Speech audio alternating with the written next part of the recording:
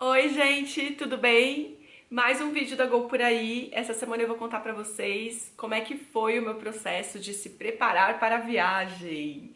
Então aproveita que você tá aqui, se inscreve no canal da Go Por Aí, ativa o sininho para você conseguir receber as notificações dos vídeos novos e deixa aqui os seus comentários, o que você gostaria de saber mais da Go Por Aí e vamos à história de hoje. Já contei pra vocês aqui nos 3 primeiros vídeos como é que foi o meu processo, dos fatos que foram acontecendo. A partir do momento que eu decidi que eu ia viajar ao mundo, foi aquela coisa de, ai, e agora, pra onde eu vou? Quais países que eu quero visitar? Contei pra vocês aqui da história do Caminho de Santiago, que foi através de uma grande amiga minha que eu descobri o caminho. E aos poucos eu comecei nesse processo de entrar em contato com a Associação dos Peregrinos do Caminho, conhecer pessoas que tinham feito o caminho, ler mais histórias, pesquisar na internet, li o livro do Paulo Coelho. E eu acho que todo esse processo fez com que o Caminho de Santiago entrasse em mim. E o pessoal do caminho diz que uma vez que o Caminho de Santiago entrou na sua vida e você recebeu o chamado de fazê-lo, você já está no caminho, você já está fazendo o caminho, né? O caminho já está em você. Em 2015, quando o caminho entrou em mim, eu percebi o quanto eu estava sendo privilegiada, porque eu conheci pessoas que estavam há anos se planejando para fazer o caminho, tinham esse sonho de fazer o Caminho de Santiago, e eu tinha acabado de receber no colo o caminho e no ano seguinte eu já ia fazer o caminho. Então eu percebi o quanto eu estava sendo privilegiada e abençoada por ter essa oportunidade de fazer o caminho. E aí eu vou contar um pouquinho das histórias que eu ouvi do caminho, que foi me encantando para fazer o caminho, né? Agora tudo que eu vou contar aqui para vocês são histórias, tem várias lendas do caminho. Eu não sei e acho que nem tem como comprovar a veracidade dessas histórias. Eu acredito que são histórias de fé. E fé, gente, é a certeza da coisa que a gente não vê. Então, a primeira história do caminho é que o apóstolo Tiago estava lá na última ceia com Jesus Cristo e Jesus distribuiu os apóstolos para espalhar o evangelho ao redor do mundo e o Tiago foi destinado para ir na Península Ibérica. E aí o Tiago foi para a Península Ibérica, evangelizou, né, teve pessoas, seguidores lá e voltou para a região onde é Israel hoje. E aí ele foi condenado à morte pelo Herodes, que era o imperador do Império Romano na época. E aí as pessoas que seguiam Tiago levaram o corpo dele para a Península Ibérica. Os restos mortais de Santiago estão lá na Catedral de Santiago de Compostela, e desde então isso virou uma peregrinação, né, na Idade Média. E aí tem vários símbolos do caminho, né? Tem a concha. Os peregrinos antigamente usavam a concha para beber água quando estavam fazendo a caminhada. Tem o símbolo da seta amarela. O caminho ele é todo sinalizado por setas e as pessoas vão seguindo essas setas, né? Tem a frase Buen Camino, que é desejando o bom caminho aos peregrinos. Tem uma outra história do caminho que também me encantou, que é a história de que essa rota do Caminho de Santiago, ela já era uma rota do povo celta. Então, antes do Tiago ir para a Península Ibérica, já se sabia que essa região tinha uma força, uma energia grande, que os celtas entraram pela Europa pela rota do Caminho de Santiago e em Finisterre. É a cidade que é o fim do caminho, né? Você chega em Santiago de Compostela, ainda se você andar mais 4 dias, você chega em Finisterre, que quer dizer fim das terras, fim do mundo, que era onde antigamente se acreditava que era o fim do mundo. E dizem que o Tiago foi até Finisterre. E os povos celtas provavelmente entraram na Europa por essa rota. O percurso do caminho tinham vários templos celtas, né, que na época se chamavam de templos pagãos, porque não eram cristãos. E dizem que tem várias igrejas do caminho que foram construídas em cima desses templos celtas, que era um povo muito feminino, muito místico. Tem vários símbolos femininos do caminho também, como a igreja de Santa Maria de Eunate, tem a Vila do Cebreiro, que dizem que era uma vila celta. Então eu acredito que tem esses lugares do Caminho de Santiago que tem essas forças e essa energia, o próprio caminho tem essa energia, e tem a história do paralelo 42, que é um paralelo da Terra, que é bem exatamente onde está o Caminho de Santiago, que é um paralelo místico. Enfim, tem várias histórias do caminho, mas o que foi também me encantando, além dessas histórias, era o lance de você caminhar e você entrar em contato com você, né? E ser uma peregrinação mais interna, acima de qualquer coisa. Foi através das pessoas que eu conheci nesse grupo da associação, que eu conheci o Acácio, que é uma pessoa que tem um albergue no caminho, em Vitória de Rioja, e ele me contou do caminho aragonês. A maioria das pessoas fazem um caminho francês, que é aquele que sai de Saint-Jean-Pied-de-Port, na França, que você sobe e desce os Pirineus e entra na Espanha. Até chegar numa cidade que chama Puente-la-Reina, que nessa cidade o caminho aragonês se encontra com o francês. Então, o que você anda 4 dias do francês, no aragonês você anda 8 dias. O aragonês também sai da França, mas numa cidade que chama Somport. E esses 8 dias você atravessa toda a província de Aragão. E o meu sobrenome é Aragão. E quando o Acácio foi me contar a história do caminho aragonês, eu me encantei de tal forma que eu falei, eu vou começar pelo caminho aragonês. E essa história do caminho aragonês surgiu 2 semanas antes de eu embarcar, para eu decidir que eu não vou fazer o caminho francês, eu vou fazer o caminho aragonês. Então as coisas, elas não acontecem assim super planejadas. Por mais que eu tivesse lido tudo, que eu tivesse pesquisado, eu tinha um receio de mulher sozinha, como que será? Será que é seguro? Conversei com pessoas que tinham feito sozinhas o caminho e vi que dava para ir. Eu acho que conhecimento e obter informação é muito importante, mas só quando você tá lá que você vai viver de verdade. Tem toda aquela história de a roupa que você precisa levar, o equipamento que você precisa levar. E eu vou deixar aqui uns links com os posts que eu fiz na época que eu tava no caminho, como se preparar, o que levar para o caminho. Isso dá um outro vídeo.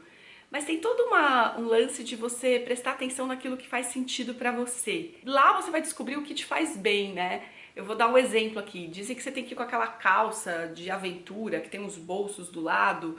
Eu sou uma pessoa que eu tenho quadril largo, eu tenho perna grossa. Eu experimentava, além delas serem caras, não ficava confortável em mim. Eu falava, meu, como é que eu vou andar com isso? E eu acabei levando 2 leggings pro caminho, que eram confortáveis, que eu pensei, meu, qual que é a roupa que eu vou andar o dia inteiro e vai me deixar confortável? Meu, é legging. E foi a melhor coisa que eu fiz, porque além do legging ser menorzinho, né, ocupa menos espaço. Uma coisa muito louca. Eu levei uma necessaire desse tamanho gigante de remédio pro caminho.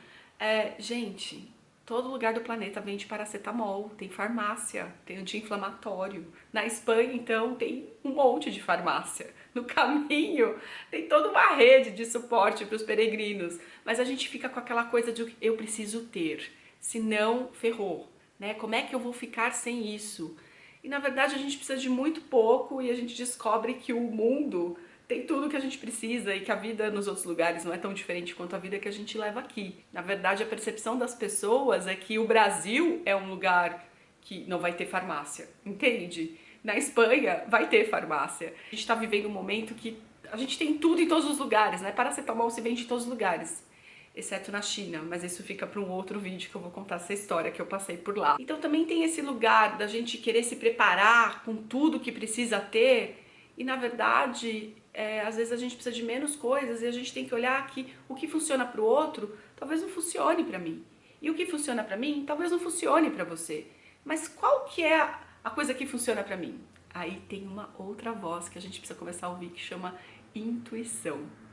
E isso tem tudo a ver com a outra parte do que eu fui fazer logo no começo da minha viagem, que foi um retiro de meditação. Eu contei pra vocês aqui no primeiro vídeo que eu tive um problema na tireoide e eu fiz essa cirurgia em agosto de 2013. Quando chegou novembro de 2013, a consequência física foi apenas eu tomar um remédio, a cirurgia foi tudo bem, mas eu estava bem impactada com a consequência do que o meu corpo tinha produzido, o que isso causaria em mim se eu não tivesse pegado o processo tão cedo. E eu estava bem mal. E foi nessa época que eu comecei a descobrir terapias holísticas. Então eu fui tomar floral. Na época a terapeuta me falou, floral não funciona com você porque você não acredita no poder da natureza. Hoje eu acredito que a gente tem várias conexões assim entre nós, seres humanos, seres vivos, e que quando a gente está na rodinha, na esteira do trabalho, né, da correria do dia a dia, a gente ouve muito pouco a voz do nosso coração e essas vozes que estão ao nosso redor. Não é uma coisa esotérica que eu ouvi uma voz. Não, é a nossa vontade, o nosso desejo. Foi nesse processo que eu comecei a tomar floral e olhar terapias holísticas, que eu comecei a olhar yoga e meditação. E aí eu descobri um lugar que chama Nazaré Uniluz. Eu tinha uma amiga que estava morando lá. E aí em dezembro de 2013 eu passei um dia para conhecer o lugar. E aí eu decidi que no carnaval de 2014 eu ia fazer um retiro de silêncio nesse lugar. Várias pessoas falaram pra mim, você vai ficar quieta no carnaval? E eu, vou. era um lugar que tinha me chamado, que tinha me encantado. E ele tem todo um ritmo de horário de café da manhã, meditação meio-dia, horário de almoço, meditação às 6 horas, horário de jantar. E eu sentia que eu estava precisando desse ritmo, de ter uma rotina do meu corpo. E eu nunca tinha sentado e meditado 20 minutos na vida. Então era um lugar que chamava você para ter esses horários de meditação e eu fui fazer o retiro de silêncio. E eu lembro que aconteceu uma coisa muito engraçada no sábado de manhã de carnaval. Ainda não era hora da gente ficar em silêncio, mas lá é um lugar que todo mundo faz os trabalhos do lugar. Então você tinha que se candidatar para fazer alguma coisa e eu lembro que eu me candidatei para limpar o jardim. Falei, limpar o jardim, acho que vai ser uma coisa legal, né? Ao ar livre, ficar na natureza. E aí chegou a hora de limpar o jardim, eu peguei o instrumento lá, aquela, tipo, parece um garfo, né, que você limpa o jardim. Em meia hora, a área que eu estava limpando, o jardim estava intacto, não tinha mais uma folhinha, eu tinha limpado todo o jardim.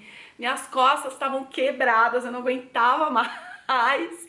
E quando eu olhei pro lado, tinha duas pessoas que estavam limpando o jardim comigo, elas estavam limpando calmamente, conversando, admirando a natureza, e eu tinha feito o melhor trabalho. E aí eu falei, meu Deus, eu sou um robô programado para trabalhar.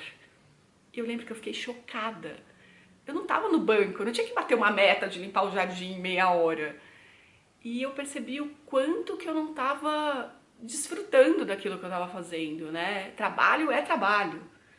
Foi um dos primeiros insights que eu tive na meditação e infelizmente até hoje eu tenho esse chip na minha cabeça. Quando eu começo a trabalhar, eu viro um tratorzinho e eu tenho que falar, calma, não é assim. Tudo tem o seu tempo, não precisa ser dessa forma. E o quanto a gente vive nessa esteira do ratinho, né? Trabalho, tem que fazer todas as coisas, tem que fazer isso, tem que fazer aquilo, e a gente não para desfrutar aquilo que a gente está fazendo, né? De fazer com uma forma amorosa. E a gente também não ouve a nossa voz interior, né? Do tipo, vamos limpar o jardim e tá um dia lindo, vamos curtir as árvores junto. E nesse retiro de silêncio, quando eu silenciei a minha boca, a minha voz interna, ó, e eu fiquei bem em crise, assim. Foi muito difícil, não pelo fato de ficar quieta e calar a boca, mas foi difícil de ouvir essas vozes que estavam dentro de mim e que estavam loucas para falar há muito tempo e não conseguiam. E eu lembro que eu achei tudo no lugar, aquela dinâmica de ninguém falar com ninguém, tudo funcionar. Nos outros dias eu fui trabalhar na cozinha, então se eu chegava na cozinha já tinha uma batata cortada de um jeito que era só você continuar cortando a batata. Tudo funcionava de uma forma que as pessoas não precisavam se comunicar verbalmente, mas tudo estava fluindo ali. E eu lembro que eu achei isso tão lindo. Depois eu voltei na Uniluz para fazer outros retiros de meditação e silêncio lá. E foi também nessa época que eu comecei a fazer yoga com o Marcos Rojo. Eu já indiquei o Instagram dele lá no meu Instagram, que ele é um dos professores mais antigos de yoga do Brasil. Ele é especializado em pranayama, que são as técnicas de respiração. E isso tudo foi me levando para esse mundo da meditação e da yoga. E foi nessa época também que eu descobri o retiro Vipassana, que é um retiro de meditação que você fica 10 dias em silêncio.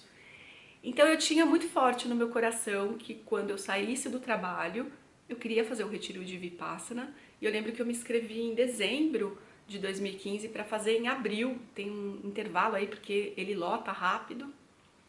Então quando eu saí do banco, a primeira coisa que eu fui fazer foi esse retiro de meditação de 10 dias, que foi incrível. Ouvi muito dessa voz interior que estava clamando para sair para fora. Eu voltei em abril e poucos dias depois eu já estava embarcando pro caminho de Santiago. E nesse começo da viagem, quando eu estava no aeroporto de Guarulhos para embarcar para Frankfurt, eu recebi uma mensagem dizendo: oi, você não me conhece, eu sou amiga da amiga da amiga, eu moro em Lisboa e eu queria dizer que quando você vier para Portugal você tem uma casa para ficar aqui. E eu falei, gente, que legal! E depois que eu acabei o caminho, eu fui para a casa da Patrícia em Lisboa, uma querida. E assim começou toda a minha jornada de ficar na casa de amigos e conhecidos e amigos de amigos nos lugares que eu ia passando. E era uma coisa que eu não tinha controle, né? Ia tudo fluindo. Então foi assim que foi se desenhando o começo da minha viagem. Eu sabia que eu queria fazer o retiro de meditação logo no começo e o caminho de Santiago, que por todas essas histórias que eu contei para vocês, foi muito me encantando. Teve uma preparação financeira, né? Eu sabia que eu queria ficar um ano viajando, então pelos sites de mochileiros, gasta-se uma média de US$ 40, US$ 50, US$ 20 por dia. Então eu sabia que tinha lugares que eram bem baratos, como a Ásia, e sabia que tinha lugares mais caros, como a Europa, né? Então eu fiz uma programação financeira do tipo, eu tenho esse tanto de dinheiro para eu passar um ano e depois vamos ver o que vai acontecer. Nessa época eu nem imaginava viajar 2 anos, né? Eu imaginava que eu ia ficar um ano viajando. Mas logo no começo também, quando eu estava prestes a embarcar, aconteceu um outro fato, que foi uma grande amiga minha me dizer, Gol, eu decidi que eu vou casar este ano. Eu falei, meu, você tá namorando há tanto tempo, você vai casar no ano do meu sabático? Ela, vou, e eu queria dizer que você é minha madrinha. Se você voltar ou não, você é minha madrinha. Eu, puta merda, logo no começo já tem uma coisa pra eu voltar pro Brasil. E eu falei pra ela, olha, não sei se eu vou voltar. E foi muito engraçado, porque na primeira semana do caminho eu decidi que eu ia voltar pro casamento dela sim. Porque o importante não era o lugar que eu estava, e sim as pessoas que estão ao meu redor. Então, às vezes, as pessoas me perguntam, quais lugares que foram os mais legais? Quais lugares que você acha legal viajar? E às vezes, gente, tem 2 lugares na minha vida que sempre aparece, que eu viajo sempre. Um é Osasco e o outro é Itanhaém. Essas 2 cidades, elas me perseguem desde criança. E toda vez que eu vou para essas cidades é sempre muito legal a experiência. Não é porque tem praias paradisíacas, não é porque tem monumentos históricos, a cidade incrível, mas é porque as experiências que eu vivo nesses lugares, elas são incríveis. Então, também, às vezes a gente tem uma fantasia do lugar, né, uma expectativa, porque eu quero ir para tal lugar. E aí você chega no lugar, não é aquilo que você esperava. Então, o planejamento, essa coisa da gente saber exatamente o que a gente vai fazer no lugar, ela pode frustrar um pouco a nossa viagem, né? Às vezes frustra muito. E às vezes você vai para um lugar que você nem sabia que existia no mapa e você tem uma puta experiência. A gente fica muito viesado dentro daquilo que a gente conhece, né? E às vezes a gente não se permite conhecer coisas diferentes e viver experiências diferentes porque a gente fica dentro da nossa caixinha. Tem uma coisa da gente ouvir o que faz sentido para o nosso corpo e pra gente, um lugar, que quando a gente está no dia a dia, a gente não faz isso, a gente não presta atenção na gente. E eu acho que a gente está vivendo momentos hoje que a gente também não está conseguindo planejar ou pra frente, e tá na hora da gente ficar no presente, né? E tem muita gente me falando, que tédio, não tenho o que fazer. E tem gente falando ao contrário, nossa, tô trabalhando muito, não tô vendo o dia passar. Cara, esse lugar do meio do caminho, né? Durante o dia eu tenho que dar uma parada pra ver a luz do sol, pra sentir um pouco a vida, pra não ficar nem nessa zona de eu tô trabalhando tanto que eu não tô vendo a vida passar e tipo, a vida tá um tédio e eu não sei o que fazer. Isso é uma coisa que eu procuro na minha vida, né? Achar esse meio do caminho, do que faz sentido. Então, são coisas que isso eu fui aprendendo na viagem e agora o meu desafio é fazer isso na vida normal. Por isso que eu acho que a gente não precisa viajar para fazer as coisas que eu fiz na viagem, né? De novo, você pode ir para Osasco e para Itanhaém, isso é uma viagem incrível se você tiver a experiência com as pessoas bacanas do teu lado, ou mesmo com as pessoas que não sejam tão bacanas, mas você aprender dessa experiência, e você pode ouvir a tua voz em qualquer lugar. O lance da viagem para mim é porque você sai fora do teu ambiente e aí você consegue olhar de fora. Por que a gente tem dificuldade de fazer isso quando a gente está na esteira do ratinho?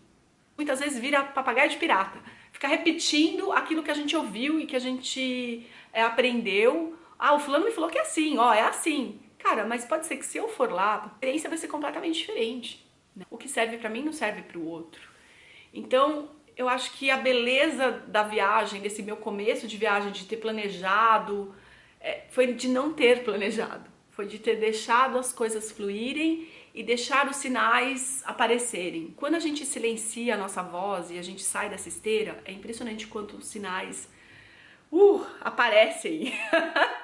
Parece que eles gritam ao nosso redor e eles estavam lá o tempo todo. A gente que não prestou atenção. Então é tão importante a gente ligar essa anteninha da intuição e prestar atenção nas coisas que estão acontecendo. Tem tudo a ver com esse processo de você se questionar e de você entender e de abrir tua consciência para aquilo que faz sentido para você.